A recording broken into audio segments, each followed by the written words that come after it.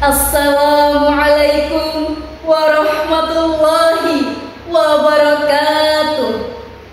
Shalom, Om Swastiastu, Namo Buddhaya, salam kebajikan dan salam sejahtera bagi kita semua.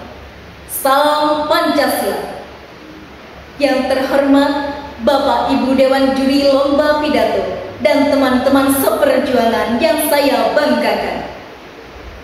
Dengan hati yang suci, marilah kita mengucapkan puji. Dari tempat yang makmur, marilah kita ucapkan syukur kepada pemilik alam semesta, pencipta insan di dunia, pembolak-balik hati manusia, yakni Allah Subhanahu wa Ta'ala.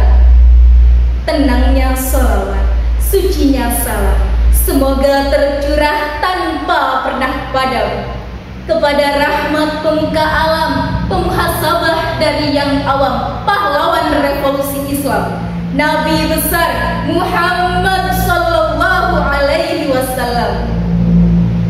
Hadirin yang berbahagia, Predator pernah menjelaskan bahwa makna toleransi yang lebih ideal dapat diartikan sebagai sebuah sikap yang merekognisi hak kebebasan beragama.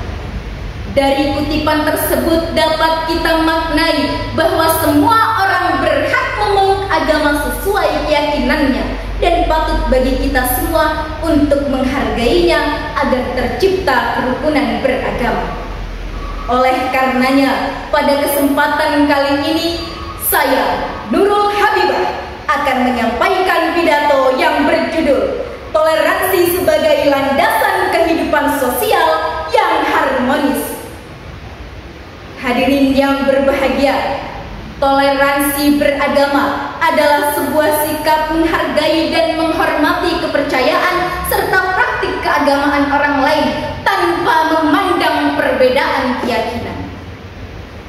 Ini adalah fondasi penting untuk membangun masyarakat yang harmonis, menghormati hak asasi manusia, dan mendorong kerjasama lintas budaya dalam menjaga perdamaian dan stabilitas global.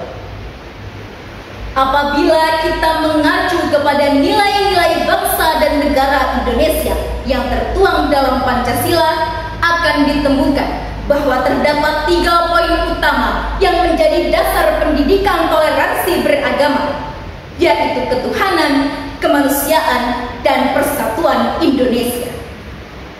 Dengan memperhatikan ketiga poin tersebut, akan menemukan bahwa secara ideal, terlepas dari kepentingan politik, makna kerukunan sebenarnya sudah termuat dalam nilai-nilai Pancasila yang mempunyai fondasi filosofi, etis, dan sosiologi.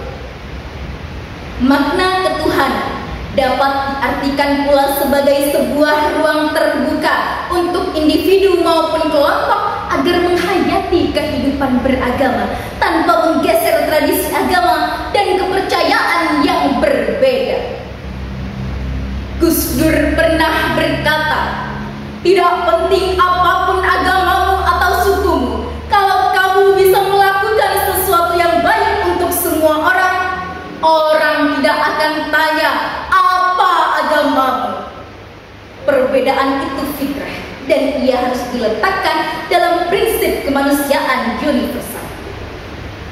Selanjutnya, makna kemanusiaan secara filosofis akan ditemukan bahwa konsep dasar dari kehidupan individu adalah untuk dianggap sebagai manusia dan bukan sebagai objek.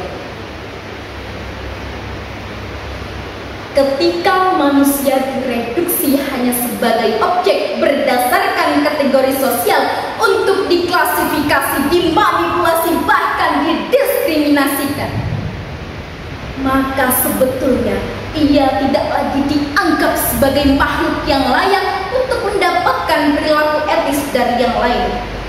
Dalam konteks ini, kerukunan beragama mungkin terjadi apabila relasi yang dibangun oleh kelompok adalah untuk membangun dialog, bukan membangun bias yang mengobjektifikasi kelompok in-group sebagai kelompok superior absolut atau kelompok out-group sebagai kelompok inferior yang didiskriminasikan. Kemudian, dengan adanya nilai ketuhanan dan kemanusiaan yang menjadi nilai utama, maka sebuah persatuan di tengah masyarakat dapat terbentuk. Sebuah persatuan yang dibangun tanpa nilai kemanusiaan tidak akan mempunyai nilai ketuhanan. Jika suatu masyarakat atau oknum mementingkan aspek persatuan dalam bentuk fundamentalisme keagamaan tanpa mementingkan aspek moral ketuhanan dan kemanusiaan, maka bias intoleransi dan diskriminatif akan terjadi. Mari kita bersama-sama membangun jembatan antar generasi dan menjalin kerjasama yang saling menguntungkan. Ayo bersatu dalam semangat kesetaraan, keadilan, dan harmoni untuk menginspirasi dunia menuju masa depan yang lebih cerah.